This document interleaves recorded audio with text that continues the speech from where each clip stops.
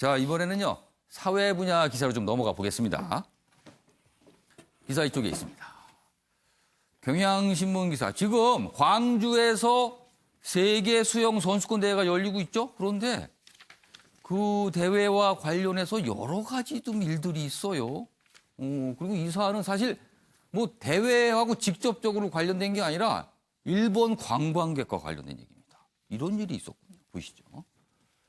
광주 수영대회 여자 선수들 불법 촬영을 했다. 뭡니까 이건?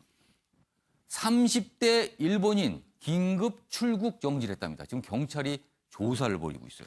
그러니까 여자 선수들을 사진을 갖고 막 찍은 거예요. 카메라, 핸드폰으로.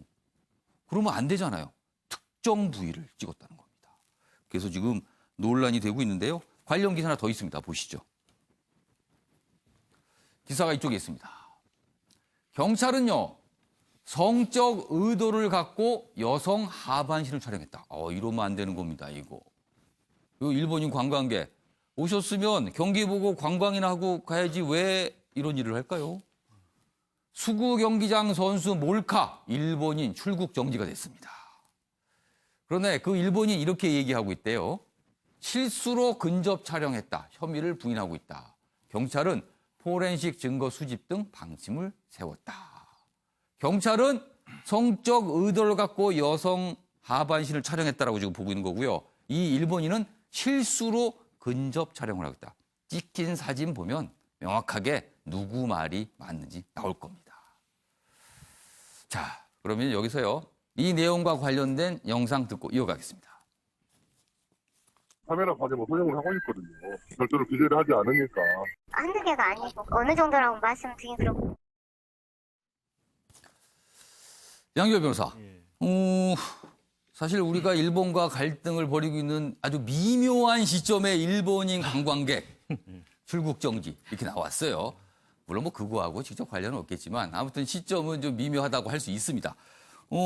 이런 사안에 대해서 출국 정지를 시키는 게 좀 통상적인가요? 아니면 좀 이례적인가요? 어떻게 보세요?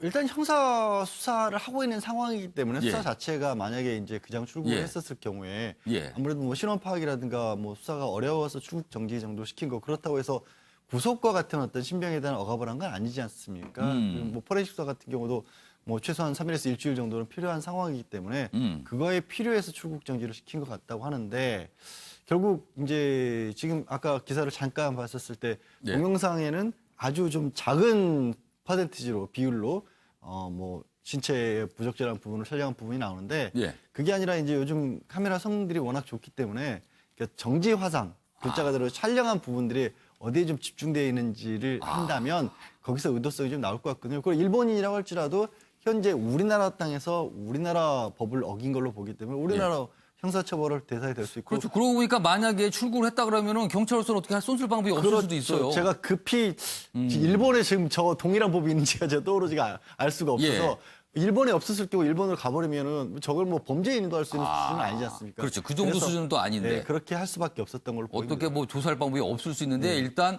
출국을 못하게 막아놓은 상태거든요. 자, 이규환 변호사. 예. 갑자기 이 사안 관해서 궁금한데 지금 이 일본인 관광객이 일본으로 돌아가지 못하고 있잖아요. 그러면 여기 우리 한국에 상당 기간 있어야 될 수도 있어요. 예. 그럴 경우에 그분이 체류하는 비용이나 이런 거는 어떻게 됩니까, 나중에? 일단 뭐 그 부분은 이제 그 유죄가 되는지 안 되는지 일단 기본적으로 예. 달라질 것 같고요. 예. 그리고 일단 본인이 잘못에 의해서 이루어졌기 때문에 예. 본인이 부담하는 게 원칙이지만 혹시 만약에 예. 유죄가 아니어서 예. 뭐 전혀 불가능한 출국 금지를 대한민국에 했다든지 예. 하게 되면 별도 민사소송이 가능할 수는 있겠지요. 근데 예를 들어서 혐의가 어느 정도 인정이 된다고 하면 지금 일단 출국 금지 여부에 대해서도 아까 뭐 잘 얘기해 주셨지만 양 변호사가 예. 가장 중요한 건 출국 금지 될 수 있었던 이야기는 예. 그 중에 일부 화면 중에 또 영상 중에 일부가 그 신체 부위를 찍었다는 거죠. 그것이 없었다면 출국 금지가 자체가 그렇죠. 부당한 사실 가능성이 출국을 높다는 정지시키려면 몇 단계가 필요한데 그 단계를 다 어느 정도 입증이 된다라는 가정이 있어야지만 정지시키겠죠. 그렇습니다. 가장 중요한 것은 범죄의 상당성인데요. 예. 범죄가 일어났을 가능성이 높기 때문에 가능한 부분이지 그게 없으면 불가능했다고 보여지고 예. 적어도 수사기관 입장에서는 예. 충분히 범죄를 저질렀다고 할 만한 사유가 느껴진다. 하고 있기 때문에 출금지했기 때문에 예. 그거 상대방도 과실이 있는 부분이거든요. 예. 물론 본인도 인정을 하고 있습니다. 예. 카메라 조작을 잘못해서 특정 부위를 찍었다라고 할 특정 부위가 실수다라는 거죠. 실수라는 거죠. 특정 부위를 찍은 것 자체는 인정하고 있기 때문에 예. 그럼 실수냐 고의냐를 밝히기 위해서 어느 정도 이렇게 출금지를 시키는 것은 가능해 보입니다. 실수인지 아닌지는요. 그렇게 비슷한 사진이 여러 장 나오면 그건 실수 아니겠죠. 근데 뭐 그렇습니다. 한두 장 정도면 실수도 있지만 그걸 정확하게 따져보면 될 수 있을 것 같기도 하네요. 알겠습니다. 이번에도 세계 수영 선수권 관련된 내용입니다. 보시죠. 이런 부분은 좀 우리가 왜 그랬을까? 이런 생각이 좀 듭니다. 여기 보시면 다이빙 국가대표 선수입니다. 여기 사진 보세요. 여기 보시면 앞에 다이빙 선수들이 지금 뭔가 이제 대기를 하고 있는 상태인데 차이나 중국 선수죠? 중국 유니폼입니다. 그리고 여기 보시죠. 멕시코 써 있습니다. 멕시코 선수 유니폼입니다. 그런데 이 선수 뭐가 없어요. 아무것도. 그리고 가만히 보시면 무슨 하얀색 가까운 테이프로 뭐가 가려져 있어요. 이 선수가 바로 우리 선수입니다. 이런 일이 있었어요. 보시죠. 다이빙 국가대표 선수 등에 코리아 대신 테이프가 붙여져 있습니다. 개최국 국제망신이다. 우리가 지금 개최국이에요. 근데 선수 유니폼에 코리아라는 글씨를 미처 새기지 못했답니다. 무슨 일이 있었던 건가요? 여기 보시죠. 수영연맹이요. 대회 11일 전에야 후원 계약을 했답니다. 국가대표 트레이닝복을 준비 못한 겁니다. 뭔가 늦어서. 그러다 보니까 그냥 일본 스포츠 용품 브랜드가 적혀져 있는 옷을 그냥 구입한 거예요. 그래서 브랜드 로고 위에 테이프를 붙여서 그 브랜드를 안 보이게 한 겁니다. 코리아가 들어갈 자리인데. 어제서야 코리아 덧댄 옷을 부랴부랴 지급했다. 이 얘기입니다. 그래서 이런 옷이었어요. 그러다 이제 급하게 이렇게 했는데 이것도 보세요. 그 유니폼에 이렇게 하얀 톤으로 덧댄 겁니다. 또 코리아라 글씨 써갖고. 이것도 완전한 옷은 아니잖아요, 지금. 여기 보시면 여기 있습니다. 여자 수구 대표팀 선수들의 트레이닝복에는 코리아라는 글자가 덧대어 있었다. 이거 덧댈 일입니까, 이게 지금? 자, 이 얘기 좀 최경선 의원과 배재정 전 의원께 좀 해야겠습니다. 배재정 전 의원님. 왜 이럽니까? 네, 참 뭐 드릴 우리가 말씀이 개최국이잖아요. 없네요. 그러니까요. 예. 이게 대한민국의 위상에 전혀 걸맞지 예. 못한 좀 부끄러운 일인 것 같은데 우리 이게 국민들이 너무 어떻게 속상하실 것 보면 같아요. 이 사진이요. 어떻게 보면 해외 토픽감입니다, 이거. 네, 네.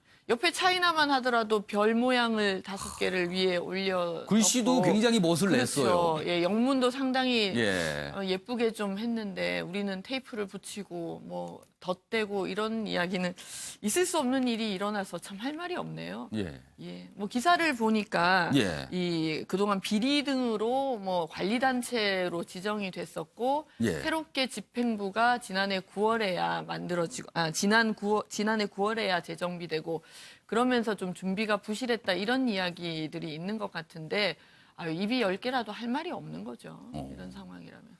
아니, 이 지금 광주 세계 수영 선수권 대회 준비를 한참부터 한 거잖아요. 그러면은 그 준비하는 동안에 정말 100분의 1의 신경이라도 좀 썼으면 이런 일은 벌어지지 않았을 겁니다. 진짜로.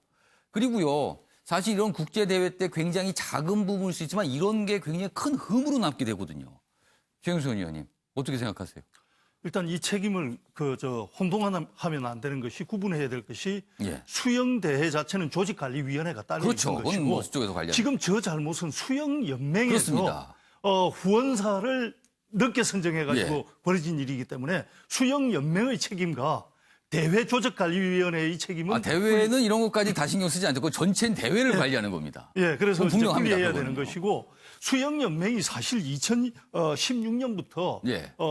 내부의 비리 문제라든지 이런 예. 걸로 해가지고 대한체육회에서 별도 관리를 받아왔습니다. 예. 그러다가 집행부가 이제 구성된 것이 작년 9월의 일이고 예. 새로운 집행부가 이름이 뭐 선수단 관리 문제라든지 예. 체육복 관리 문제라든지 후원사 관리 문제라든지 이런 것들을 전면적으로 재검토하면서 완전히 이번에 큰 실수가 나온 거죠. 예. 실수가 나왔는데 여하튼 앞으로 여하튼 대회 관리가 제대로 돼야 된다는 게 더 큰 걱정이다. 예. 이 대회가 지금 12일부터 시작을 해가지고 예. 이달 28일까지 열리는 예. 거거든요. 앞서서 조직관리위원회는 다르다고 했지만은 예. 이 얕은 저런 실수가 두 번 다시 나오지 않게 예. 대회를 성공적으로 관리하는 게 앞으로 중요할 것 같습니다.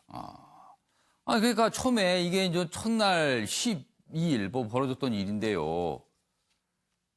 이 다이빙 경기를 보러 왔던 관중분들이 특히 우리 한국 분들이요. 우리 선수 어디지 찾을 거 아닙니까? 근데 안 보여요. 등에 코리아라고. 이런 일이 지금 벌어진 겁니다. 참 어떻게 하면 됩니까? 이런 일은요. 뭐 이미 벌어졌습니다. 잘 수습해야겠죠.